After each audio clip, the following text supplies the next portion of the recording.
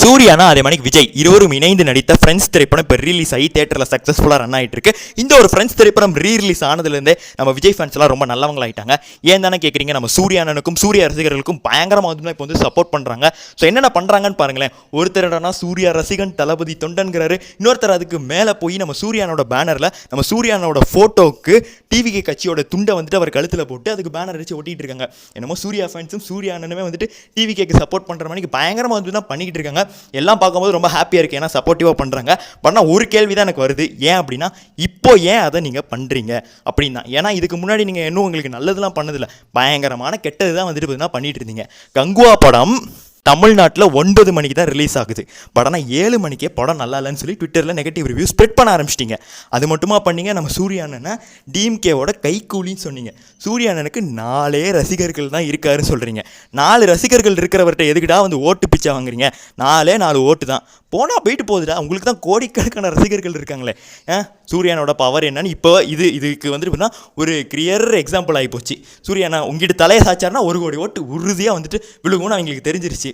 ஆனால் இப்போ வந்து சூர்யானோட காலை வந்து பிடிக்கிறானுங்க, அவ்வளோதான் இதுக்கு வந்து சொல்ல முடியும். ஸோ முன்னாடி வந்துட்டு அஜித் காலை பிடிச்சிட்டு இருந்தானுங்க, தல ரசிகன் தளபதி தொண்டன் அப்படின்னு. இப்போ வந்துட்டு சூர்யா காலுக்கு வந்துட்டாங்க.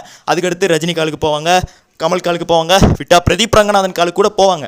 அதெல்லாம் அவங்களோட வேலை, இதெல்லாம் அவனுங்களோட பாடு. அதை பற்றி நமக்கு எந்த ஒரு கவலையும் இல்லை. ஆனால் இதெல்லாம் பார்க்கும்போது செம்ம காமெடியாக இருக்குது. முன்னாடிலாம் ஆதித்யா சிரிப்பொலியை பார்த்தா நம்ம வந்து சிரிக்கணும். பண்ணால் இப்போ இவங்க பண்ணுற விஷயங்களெல்லாம் பார்த்தாலே நமக்கு வந்துட்டு பார்த்தீங்கன்னா சிரிப்பாக தான் இருக்குது. ஸோ இதெல்லாம் இவங்க வந்துட்டு பார்த்தீங்கன்னா பண்ணிகிட்டு இருக்காங்க. இப்படிலாம் பண்ணுறவங்களோட பேர் என்னது? தற்கூரி தானே. ஒரு விஷயமா லாஜிக்காக பண்ணணும். ஒன்று ஒருத்தரை எதிர்த்திங்கன்னா ஃபுல்லாக எதிர்த்துங்க, இல்லை அப்படின்னா சப்போர்ட் பண்ணிங்கன்னா இருந்தே சப்போர்ட் பண்ணுங்கள். இப்போ உங்களுக்கு தேவை வந்துச்சுன்னா உங்களுக்கு வந்து சப்போர்ட் பண்ணுவீங்களா? அப்போ அதுக்கு பேர் என்னது? அதுக்கு பேர் தற்கூரித்தனம். அப்படி தான் நான் வந்து சொல்ல முடியும். இதெல்லாம் எதுவுமே தெரியாமல் அவங்களோட தலைவர் மேடையில் ஏறி நின்றுக்கிட்டு எங்கள் பசங்களை எதுக்கு நீ வந்துட்டு தற்கூரின்னு சொல்கிற அப்படிங்கிற மாதிரி வந்துட்டு தான் பேசிகிட்டு இருக்காரு.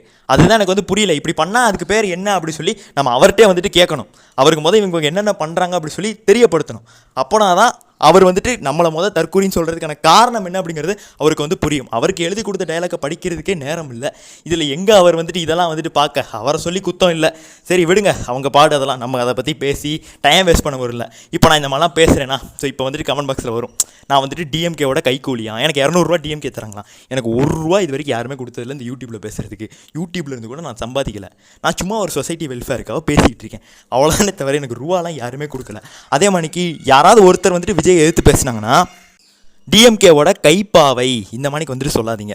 அவங்களால என்ன சொல்ல வராங்க, அதுலேருந்து நம்ம என்ன திருத்திக்கலாம் அப்படி சொல்லி பாருங்கள். அதுதான் வந்துட்டு கரெக்டான அப்ரோச். உங்கள் தலைவர் சொன்ன டீசென்ட் அப்ரோச். இப்படி சும்மா வந்துட்டு கெட்ட வார்த்தையில் திட்டுறது இதெல்லாம் வந்துட்டு நிறுத்திடுங்க. அதுதான் வந்துட்டு தமிழ்நாட்டு அரசியலில் இப்போ மாறி இருக்கு. இவர் வந்ததுலேருந்து எல்லா பசங்களும் கெட்ட வார்த்தையில் திட்டுறது என்ன, ஒரு வீடியோவில் ஒன்று பேசணுன்னா அதுக்கு வந்து திட்டுறானுங்க. இப்போ எனக்கு அதெல்லாம் ஒரு பிரச்சனை இல்லை, நீ என்ன வேணாலும் பண்ணிட்டு போ. அது ஒன்றை கொண்டு வந்த விதத்தை தான் தப்பாக வருது. அதனால் அப்படி பண்ணாதீங்க. அவ்வளோதான் நம்மளால் வந்துட்டு உங்களுக்கு வந்துட்டு சொல்ல முடியும். அதே மாதிரிக்கு இப்போது சூர்யா ஃபேன்ஸே எடுத்துக்கோங்க. யாராவது ஒரு கெட்ட வார்த்தை பேசுகிறாங்களா, இப்போ நானே பேசுகிறேன்னு வச்சுக்கோங்க, ஏதாவது ஒரு இடத்துல அவங்கள தப்பாக ஒரு கெட்ட வார்த்தையில் பேசுகிறேன்னா ஒருமையில் பேசியிருப்பேன். ஆனால் கெட்ட வார்த்தை எங்கேயாவது போட்டேன்னா எங்களுக்கு கெட்ட வார்த்தைலாம் தெரியாதா, எங்களுக்கு வேண்டாம் அப்படின்னு சொல்லி தான் நாங்கள் வந்து அமைதியாக இருக்கோமே தவிர இல்லை. இதுதான் வந்துட்டு டீசென்ட் அப்ரோச். இதெல்லாம் வந்துட்டு சூர்யானை ரசிகர்கள்ட்ட இருந்து தெரிஞ்சுக்கோங்க அப்படின்னு சொல்லிட்டு இந்த ஒரு வீடியோ முடிச்சுக்கிறேன். யார் மனதையாவது புண்படுத்தி இருந்தால் மன்னித்துக் கொள்ளுங்கள். நன்றி, வணக்கம்.